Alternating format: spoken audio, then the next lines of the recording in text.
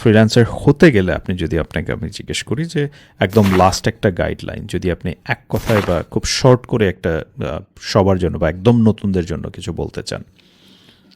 আচ্ছা, যদি কেউ ফ্রিল্যান্সিং ক্যারিয়ার শুরু করতে চায় বা এই ক্যারিয়ারটাকে পছন্দ করে, সেক্ষেত্রে আমি সাজেস্ট করব যে সবার প্রথমে তুমি এক্সপ্লোর করা শুরু করো। শুধুমাত্র একটা স্কিলেই থাকতে হবে তা না, বিভিন্ন ধরনের স্কিলগুলো এক্সপ্লোর করা।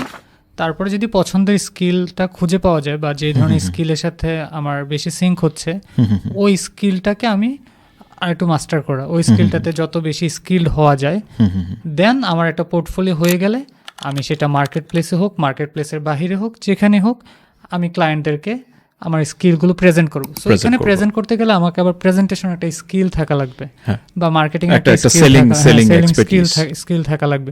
সো এই যে কমিউনিকেশন করাটা, একদিকে হচ্ছে আমার পোর্টফোলিও, একদিকে আমি মাঝখানে আমার কমিউনিকেশন স্কিল।